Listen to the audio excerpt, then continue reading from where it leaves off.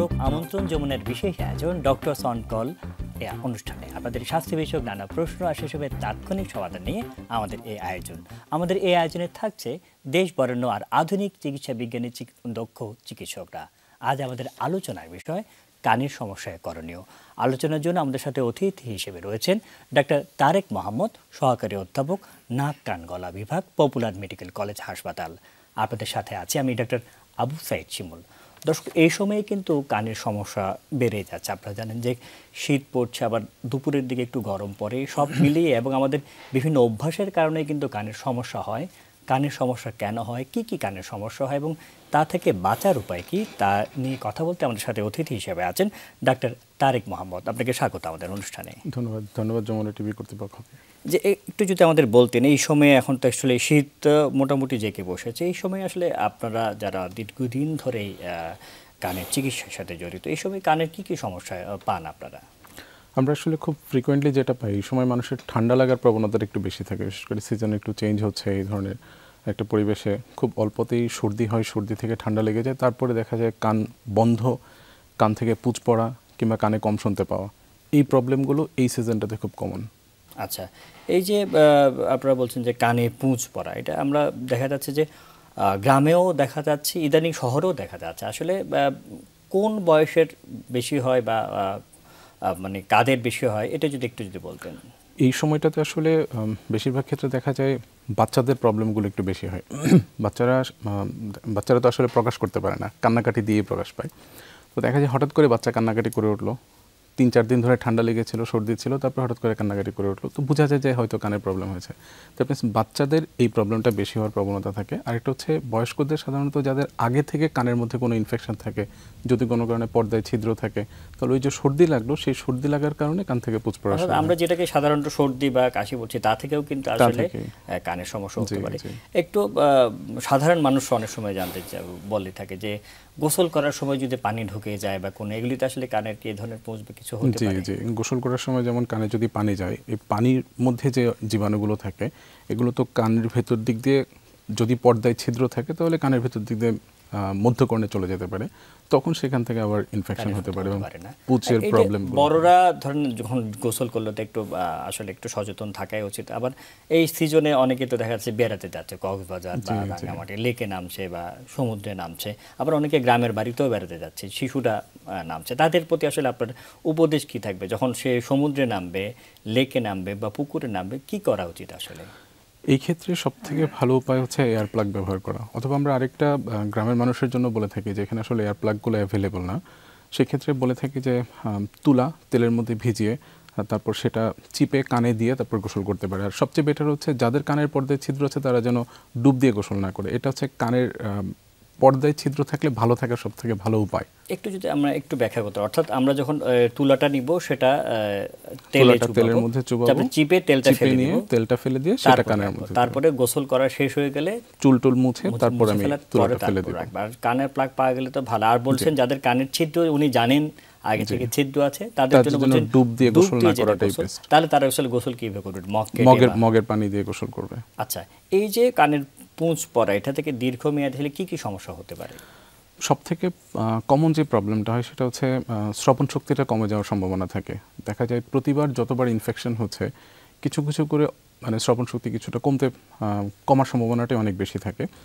আর আপনার এইটা ছাড়া কানের আরেকটা ধরনের রোগ আছে, যেই রোগেও কানের পুঁজ পড়ার সমস্যা থাকে, কিন্তু সেই ক্ষেত্রে পুঁজ পড়া অল্প হয়, কিন্তু সেটা আস্তে আস্তে ইনফেকশনটা ব্রেনের দিকে ট্রান্সমিট হওয়ার চান্স থাকে, যেটাকে আমরা আসলে আনসেফ ভ্যারাইটি বলি বা ডেঞ্জারাস ভ্যারাইটি বলে থাকি। তো 2 ধরনের কানের ইনফেকশন হয়, কানের পর্দার ছিদ্রও 2 ধরনের থাকে। এটা ডাক্তার দেখলে তারপর বুঝতে পারে, ভিতরে দেখলে বুঝতে পারেন, কিন্তু সাধারণ মানুষকে বুঝতে পারে যে না এই লক্ষণ দেখা গেলে একটু আমাদের চিকিৎসকের কাছে যাওয়া উচিত। জি, সেটারও কিছু লক্ষণ আছে, যেমন যেটাকে আমরা সেফ ভ্যারাইটি বলি। সেফ ভ্যারাইটিতে সাধারণত পুঁজের পরিমাণটা একটু বেশি থাকে, যখন পড়বে রোগীও বুঝতে পারবে যে তার কান একদম ভিজে গেল, পুঁজ পড়ে ভিজে গেল, বালিশের শুলো কান ভিজে গেল ইনফেকশন থাকা অবস্থায়। যেটা আনসেফ ভ্যারাইটি বলি আমরা, ডেঞ্জারাস ভ্যারাইটি, সেটাতে সাধারণত পুঁজ খুব অল্প থাকে। রোগী হয়তো কখনো বুঝতে পারবে যে কানে কটন বাড দিলেন উনি, দেওয়ার পরে দেখলেন যে সেই পুঁজটা আসতেছে এবং সেটাতে খুব দুর্গন্ধ হয়। যেটা আমরা সেফ ভ্যারাইটি বলি, এটাতে সাধারণত দুর্গন্ধ হয় না। যেটা খারাপ ভ্যারাইটি বা ডেঞ্জারাস ভ্যারাইটি, এটাতে কখনো কখনো কান থেকে ব্লাডও আসতে পারে। আর যেটা সেফ ভ্যারাইটি, নিরাপদ, তুলনামূলক নিরাপদ, এইটাতে সাধারণত কান থেকে ব্লাড আসার প্রবণতাটা থাকে না। আচ্ছা, আপনি একটা শব্দ ব্যবহার করেছিলেন যে আসলে কটন বাড বা কোনো একটা কাঠি দিয়ে সে বুঝবে। যে কটন বাড ব্যবহার করা নিয়ে বিভিন্ন ধরনের কথা রয়েছে। কটন বাড ব্যবহার করা কতটুকুই নিরাপদ, এই বিষয়ে আমরা বিস্তারিত আলাপ করবো একটু বিরতির পর। শুধু দর্শক, অনুষ্ঠানে এই পর্যায়ে নিয়ে নিচ্ছে একটা ছোট্ট বিরতি, সাথেই থাকুন। বিরতির পর ডক্টর সাউন্ড কল অনুষ্ঠানে আপনাদেরকে আবারও স্বাগত জানাচ্ছি। আজকে আমাদের সাথে অতিথি হিসেবে আছেন ডাক্তার তারেক মোহাম্মদ এবং আমরা আলাপ করছি কানের সমস্যা নিয়ে। আমরা বিরতির আগে আসলে বলছিলাম যে কানের পুঁজ পরা বলছিলেন আপনি কটন বাড ব্যবহার করা নিয়ে, এটা যদি একটু বলতেন, এটা আসলে কতটুকু নিরাপদ বড়দের জন্য এবং শিশুদের জন্য একটু যদি বলতেন। আসলে কটন বাড আমরা কখনোই সাজেস্ট করি না। আমি যেটা বলতে চেয়েছিলাম সেটা হচ্ছে যদি কান থেকে পুঁজ পড়ে, পুঁজটা পরিষ্কার করার প্রয়োজন হয়। অনেক সময় দেখা যায় আমরা যখন ডাক্তাররা প্রেসক্রাইব করি কোনো একটা মেডিসিন, যেমন কানের ড্রপ, তো পুঁজের উপরে যদি ড্রপ দেওয়া হয় তাহলে আলটিমেটলি কিন্তু সেই ড্রপটা জায়গা মতো পৌঁছাবে না এবং কাজ হবে না। সো এটা সাজেস্টেড থাকে যে পুঁজটা পরিষ্কার করে নেওয়া। অনেক সময় আমরা আমাদের চেম্বারে কান সাকশন দিয়ে কানটা পরিষ্কার করে দিই, এটা তো সবসময় পসিবল হয় না। তো সেজন্য অ্যাডভাইস করা থাকে যে একটা ভালো কটন বাড অবশ্যই চেক করে নিবে। আমি কিন্তু কটন বাড সাজেস্ট করছি না, আমি জাস্ট সাজেস্ট করছি হচ্ছে পুঁজটা পরিষ্কার করার জন্য। পুঁজ পরিষ্কার করে তারপরে উনি কানের ড্রপ দিতে পারেন। আপনার ওই যে ওখানে যে বিষয়গুলি বলেছেন সেটা আমার নিশ্চয়ই আমাদের দর্শকরাও বুঝতে পেরেছে, কিন্তু আমি জাস্ট ওই প্রসঙ্গে যেহেতু আসলোই, এটা পুঁজ পরাবে এমনিতে সাধারণভাবে আসলে কটন বাড ব্যবহার করা কতটুকু নিরাপদ? কটন বাড ব্যবহার করা নিরাপদ না। তার একটা কারণ হচ্ছে আমাদের কানের যে ছিদ্রটা থাকে, কানের ছিদ্রটা দেখতে অনেকটা একটু আঁকা বাঁকা। প্রথম পোর্শনটা এরকম গিয়ে ভেতরে, তারপর আবার ঢুকে আবার একটু উপরের দিকে যাচ্ছে, তারপর একটু নিচের দিকে যাচ্ছে, অনেকটা আমরা বলি ইংরেজি এস অক্ষরের মতো আঁকা বাঁকা। সো আমরা যখন কটন বাডটা ব্যবহার করছি, কটন বাডটা কিন্তু আমি সোজা দিচ্ছি, কটন বাড কিন্তু বেঁকে যাচ্ছে না। তো যেটা হচ্ছে ম্যাক্সিমাম ক্ষেত্রে তো আমরা কানের ময়লা পরিষ্কার করার জন্য কটন বাড দিয়ে থাকি। তো যখন কটন বাড ইউজ করা হচ্ছে তখন ময়লাটা সামনের পোর্শনে যেটা আসছে ওটা হয়তো একটু পরিষ্কার হচ্ছে, কিন্তু বাকিটা আস্তে আস্তে ভেতরে ঢুকে, ওই যে বললাম একটু গর্ত আছে, গিয়ে ওই জায়গায় গিয়ে ইম্প্যাক্টেড হয়ে থাকে। সেকেন্ড যেটা প্রবলেম হয়, ধরেন আপনি কানে কটন বাড দিলেন, হঠাৎ করে কেউ এসে সাডেনলি একটা ধাক্কা লাগলো, এটা গিয়ে ডিরেক্টলি আপনার পর্দাটাতে ইনজুরি করে দিতে এবং পর্দাটা ফেটে যেতে পারে। এটা হচ্ছে দুটো রিস্ক। সো মানে কটন বাড ইউজ করে ডে বাই ডে আরেকটা এই নতুন প্রবলেম অ্যারাইজ হচ্ছে। আরেকটা প্রবলেম যেটা হয়, যারা ধরেন যাদের অ্যালার্জির প্রবলেম আছে তারা দেখা যায় প্রায় কান কিন্তু কটন বাড দিয়ে চুলকায়, কারণ তাদের চুলকানির প্রবলেমটা অনেক বেশি থাকে। এটাতে করে যেটা হয়, আমাদের কানের ভিতরে যে অয়েলি এনভায়রনমেন্ট, একটা তেলতেলে ভাব থাকে, তো যখনই কটন বাড দেওয়া হচ্ছে ওই তেলতেলে ভাবটা নষ্ট হচ্ছে এবং কানটা শুকিয়ে যাচ্ছে। এই শুকনা থাকার কারণেও কিন্তু পেশেন্টের কান চুলকায়। সো মানে নতুন কিছু প্রবলেম ইনভেট করা হচ্ছে। উনি একটু আরামের জন্য করছে, কিন্তু সেটা ওনার চুলকানিটা আরো বাড়িয়ে দিচ্ছে। খুবই সুন্দর বলেছেন। একটু যদি বলতেন যে এই যে কানের ইয়া থেকে, তো আপনি বলেছেন যে পুঁজ থেকে তার কানে কম শোনা বা বধিরতা হতে পারে, কানে কম শোনার আসলে আর কি কি কারণ থাকতে পারে?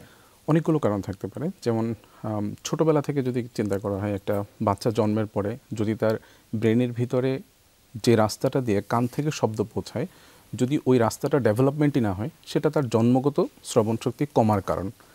আস্তে আস্তে বড় হলো, কানের মধ্যে যদি তার ইনফেকশন হয়, ফ্রিকোয়েন্টলি কিছুদিন পর পর ইনফেকশন হয়, এটাও তার শ্রবণ শক্তি কমার একটা কারণ। কোনো কোনো বাচ্চার নাকের পেছনে একদম শেষ মাথায় এখানে অ্যাডেনয়েড নামে একটা টনসিল থাকে, যেটা নাকের সাথে কানের যোগাযোগ ব্যবস্থাটাকে বাধাগ্রস্ত করে, যার কারণে আস্তে আস্তে কানের ভেতরে ফ্লুইড জমে যায়, কানে কম শুনতে পায়। বাচ্চাদের ক্ষেত্রে হচ্ছে এই কয়েকটা ডিজিজ কমন। বড়দের ক্ষেত্রে যেমন কোনো কারণে আঘাতজনিত কারণেই হোক অথবা কানের ইনফেকশনের কারণে যদি পর্দা ছিদ্র হয়ে যায়, তাহলে এইটা দিয়ে যে ইনফেকশনটা হয় সেটার কারণে শ্রবণ শক্তি কমতে থাকে।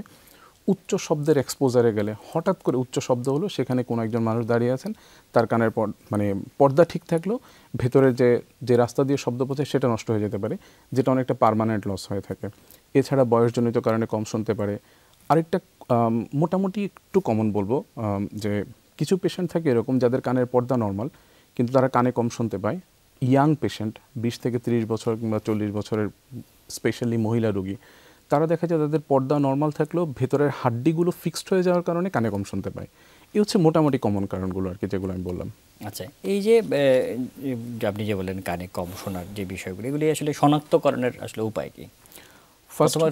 মানুষ কিভাবে প্রথমে বুঝতে পারবে, তারপর আপনাদের কাছে যখন যাবেন আপনারা তখন কিভাবে বুঝবেন? প্রথমত বাচ্চাদের ক্ষেত্রে যেটা হয় যে বাচ্চাদের বাবা মারা প্রথম তার রোগটা আসলে নির্ণয় করে, রোগ বলবো না, লক্ষণটা নির্ণয় করেন। যে যদি দেখা যায় যে বাচ্চাটা টিভির ভলিউম বাড়িয়ে দিচ্ছে কিংবা বাচ্চাকে একবারের জায়গায় 2 বার 3 বার করে ডাকা হচ্ছে কিন্তু বাচ্চা রেসপন্স করছে না, তখন বুঝতে হবে যে বাচ্চাটা কানে কম শুনতে পাচ্ছে। একটা ছোট বাচ্চা, তার একটা বয়সে তার সার্টেন কিছু চেঞ্জ আসবে। যেমন একেবারে 2 থেকে 3 মাস বয়সের বাচ্চাতে হঠাৎ করে যদি শব্দ করা হয়, সে চোখ বন্ধ করবে, কিংবা চোখ খোলা অবস্থা থাকলে চোখটা হঠাৎ করে ব্লিঙ্কিং, যেটাকে আমরা বলি, চোখ বন্ধ করবে। এই ধরনের একটা মুভমেন্ট আসবে তার। 6 থেকে 7 মাস বয়সে বাচ্চাকে ডাকলে সে একটু মাথাটা টার্ন করবে।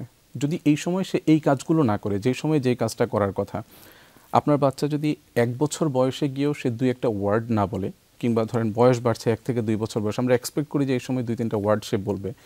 তো যদি ওই সময় সে শব্দগুলো না উচ্চারণ করে কিংবা না বলতে পারে, তাহলে আপনার ধরে নিতে হবে যে আপনার এই বাচ্চাটা হয়তো কানে কম শুনতে পাচ্ছে।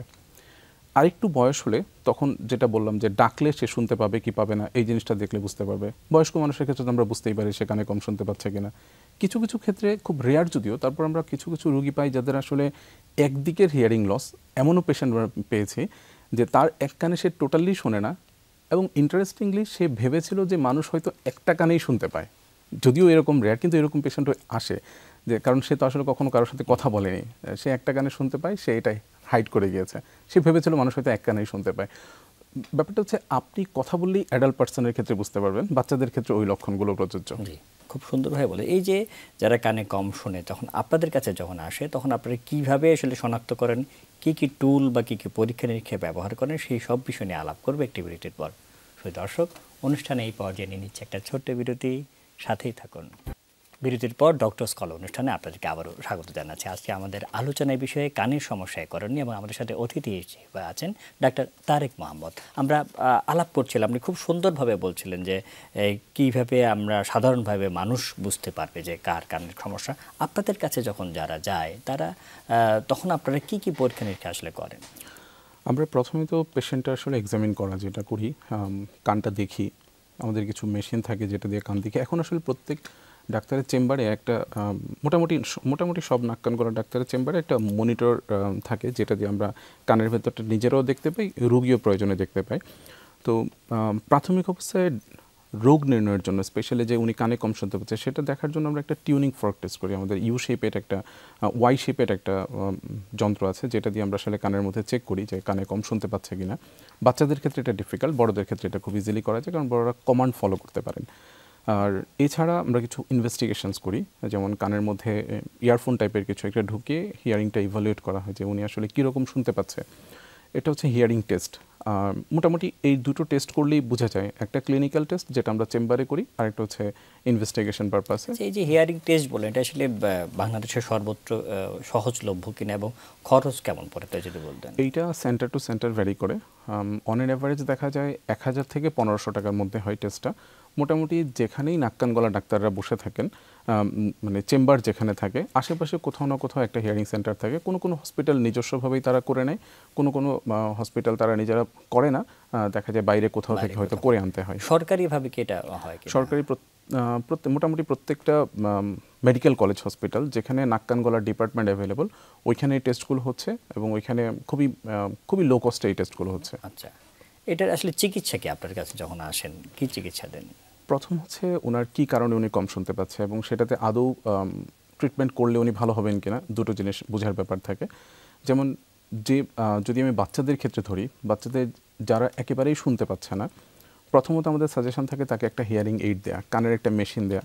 সে যদি মেশিন দিয়ে শুনতে পায় ভালো, যদি মেশিন দিয়ে শুনতে না পায়, তখন তার ক্ষেত্রে একটা অপারেশন করতে হয়। ককলিয়ার ইমপ্ল্যান্ট নামে একটা অপারেশন আছে, যে অপারেশনটাতে কানের মধ্যে একটা অপারেশন করে তারপর মেশিন বসাতে হয়।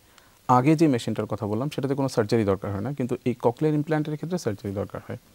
আমাদের দেশের যে সমাজ কল্যাণ মন্ত্রণালয়ের তরফ থেকে 5 বছরের নিচের পর্যন্ত বাচ্চাদের ক্ষেত্রে একটা কানের জন্য ইমপ্ল্যান্টটা ফ্রি দেওয়া হয়। আচ্ছা, এটা মোটামুটি আমাদের 8টা হসপিটালের মতো আছে, 8টা মেডিকেল কলেজ আছে যেখানে এই ফ্যাসিলিটিটা অ্যাভেলেবল, যেমন ঢাকা মেডিকেল কলেজ, তেজগাঁও নাক কান গলা hospital, Bangabandhu Sheikh Mujib medical university. Operation করে যে বসান সেটাও কি ফ্রি হয়? হ্যাঁ, ইমপ্ল্যান্টটা ফ্রি হয়। আচ্ছা, কিন্তু পেশেন্টের রিহ্যাবিলিটেশন পারপাস কিছু, যেমন যে বাচ্চারা কথা বলতে পারে না কিংবা যে বাচ্চারা কখনো শুনতে পায়নি, তাকে মেশিন বসানোর পরে রিহ্যাবিলিটেট করতে হয়।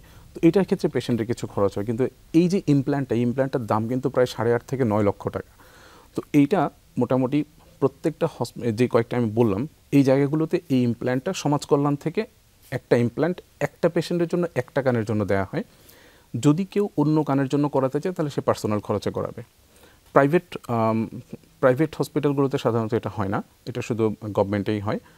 আর এরপরে যেটা ধরেন 5 বছরের উপরের যারা, তাদের ক্ষেত্রে ইমপ্ল্যান্টটা নিজের কিনে নিতে হয় যদি সে একেবারেই শুনতে না পায়, মানে নর্মাল কানের মেশিনে যদি শুনতে না পায় তাহলে। এর উপরের বয়সের যে পেশেন্টরা যারা কানে কম শুনতে পায়, যেমন আমি কিছুক্ষণ আগে বলেছিলাম যে বাচ্চাদের অ্যাডিনয়েড নামে একটা টনসিল আছে, যে টনসিলটার কারণে কানের পর্দার পেছনে ফ্লুইড জমে যায়, পানি জমে থাকে, যার কারণে সে শুনতে পায় না। তো তার যদি রোগটা সেটাই নির্ণয় হয়ে থাকে তাহলে নিয়ম হচ্ছে যে এটা একটা সার্জারি করে কানের পর্দাটা একটু সামান্য কেটে ভেতর থেকে ফ্লুইডটা বের করে দেওয়া, এবং সেখানে আমরা গ্রোমেট নামে একটা যন্ত্র আছে সেটা ভেতরে বসিয়ে দেই। এটা 4 থেকে 6 মাস থাকে, তারপর নিজে থেকে বের হয়ে যায়। এই সার্জারি করার পরে দেখা যায় বাচ্চাটা কানে ভালো শুনতে পায়। এটা যে ওই যে কানের পিছনে পানি আছে কিনা, এটা কি কোনো কি পরীক্ষার মাধ্যমে? এটা ওই যে আমি হিয়ারিং টেস্ট যেটা বলেছিলাম যে ওই হিয়ারিং টেস্টের সময় একটা টেস্ট আছে আলাদা, ইম্পিডেন্স টেস্ট বলা হয়। ওই ইম্পিডেন্স টেস্টটা করলে বোঝা যায়। আর এটা হচ্ছে রুগীটা যখন আমরা কানের ভেতরটা মেশিন দিয়ে দেখি তখনও বোঝা যায় যে পর্দার পিছনে ফ্লুইড জমে থাকে। সাধারণত একটু ব্রাউনিশ কালার থাকে, কিছু কিছু ক্ষেত্রে কিছু কিছু একটু ইয়েলিশ কালার থাকে, কারো ক্ষেত্রে দেখা যায় আপনার ভেতরে বাবল জমে আছে, মানে এয়ার ফ্লুইড একটা লেভেল পাওয়া যায়। ওটা দেখলেও বোঝা যায় বাচ্চাটা কানের পর্দার পিছনে ফ্লুইড থাকে। বয়স্কদেরও হয়, কিন্তু বাচ্চাদের ক্ষেত্রে এটা কমন। আচ্ছা, এছাড়াও আমরা প্রায় সময় দেখে যাই থাকি যে রাস্তাঘাটে যে মানে একটু বয়স্করা, আপনি যেটা বলেন যে একটা ইমপ্ল্যান্ট করে বসে, এছাড়াও তো আসলে অনেকে দেখা কানের মেশিন ব্যবহার করছে। সেটা আসলে কি, এটা যদি একটু বলতেন। কানের মেশিনটা আসলে আমি ওই কথাটা আগে একটু শেষ করে নিই যে পেশেন্টের বাচ্চাদের ক্ষেত্রে যেটা আমরা কানে কম শোনার জন্য এই ট্রিটমেন্টের প্রোটোকলটা বললাম, যেটা বয়স্ক বলতে আমি বোঝাচ্ছি যে ধরেন আফটার 60 যদি কোনো পেশেন্ট সে কানে একেবারেই শুনতে না পায় কিংবা কানে যদি কম শুনতে পায়, ওনার ক্ষেত্রে আসলে সার্জারি করে ওনার হিয়ারিংটা বাড়ানোর সুযোগ নেই। যদি ওনার এমন থাকে যে উনি আগে থেকে কথা শুনতো, কথা বলতো, তার মানে হচ্ছে ওনার বয়সজনিত কারণে হয়তো কানে কম শুনতে পাচ্ছে, এই রুগীটার ক্ষেত্রে কানের মেশিন দিতে হয়। এটা কোনো সার্জারির প্রয়োজন হয় না। 15 থেকে 20 হাজার থেকে শুরু করে 2 লাখ 3 লাখ টাকা পর্যন্ত দামের কিছু মেশিন পাওয়া যায়। দেখা যায় ওই মেশিনগুলো দিলে ওনারা কানে শুনতে পায়। ইন বিটুইন এই যে গ্রুপটা আছে যে 5 বছরের পরে 60 বছরের নিচে, এই গ্রুপটাতে কেন কম শুনতে পাচ্ছে সেটা খুব বেশি ইম্পর্টেন্ট। কারণ ম্যাক্সিমাম ক্ষেত্রে দেখা যায় এদের ক্ষেত্রে ট্রিটমেন্ট করলে আস্তে আস্তে রুগীটা ভালো শুনতে পাওয়ার সম্ভাবনা থাকে। কিছু রোগ থাকে, যেমন যেটা একটু আগে বলেছিলাম যে কানের ভিতরে হাড্ডি ফিক্সড হয়ে যাওয়ার জন্য কানে কম শুনতে পায়, সেই রুগীটার ক্ষেত্রে এখন আমাদের দেশে এই সার্জারিটা হয়। একটু রোগটার নাম হচ্ছে অটোস্ক্লেরোসিস। হাড্ডিটা ফিক্সড হয়ে যায়। যদি ফিক্সড হয়ে যাওয়া আমরা এক্সামিনেশন করে বুঝতে পারি, তাহলে এই ফিক্সড হয়ে যাওয়া হাড্ডিটাকে আমরা ফেলে দিয়ে নতুন করে একটা আর্টিফিশিয়াল পিস্টন ওইখানে বসিয়ে দেওয়া হয়, তাতে করে রোগীর শ্রবণ শক্তির ইমপ্রুভমেন্ট আসে। আমরা অনুষ্ঠান একদম শেষ পর্যায়ে চলেছি। এটা আপনার আলোচনা থেকে বুঝতে পারলাম যে 5 বছর আগে সার্জারি লাগে, 60 বছরের নিচে হলে মেশিন বসাতে হয়, আর এর মাঝখানে যেটা যারা রয়েছে তাদের বিভিন্ন কারণে হয়, সেটা আপনাদের মতো বিশেষজ্ঞের কাছে গেলে এটারও সমাধান রয়েছে, এবং সেইগুলোর সমাধান অপারেশন লাগুক বা না লাগুক সবকিছুই বাংলাদেশে এই মুহূর্তে সম্ভব। এতক্ষণ আমাদের সাথে থাকার জন্য ডাক্তার তারেক মোহাম্মদ, আপনাকে অসংখ্য ধন্যবাদ। ধন্যবাদ আপনাকেও, ধন্যবাদ যমুনা টিভি দর্শককে। দর্শক, যেমনটি শুনছিলেন, কানের পুঁজ থেকে শুরু করে বিভিন্ন ধরনের সমস্যা হয়, সেই সমস্যাগুলো একসময় কিন্তু জটিল আকার ধারণ করতে পারে। সুতরাং আগে থেকে চিকিৎসা নেওয়ার যদি আমরা নিয়ে থাকি, তাহলে কিন্তু এই ধরনের জটিলতা থেকে কিন্তু আমরা এড়াতে পারবো, এবং সকল ধরনের পরীক্ষা নিরীক্ষা কিন্তু আমাদের দেশেই সম্ভব। সুতরাং যত দ্রুত আপনি বিশেষজ্ঞ চিকিৎসকের কাছে যাবেন, তত আপনার কান ভালো থাকবে। আমরা সকলে সুস্থ থাকি এই কামনে আজকের মধ্যে বিদায় নিচ্ছি। আল্লাহ হাফেজ।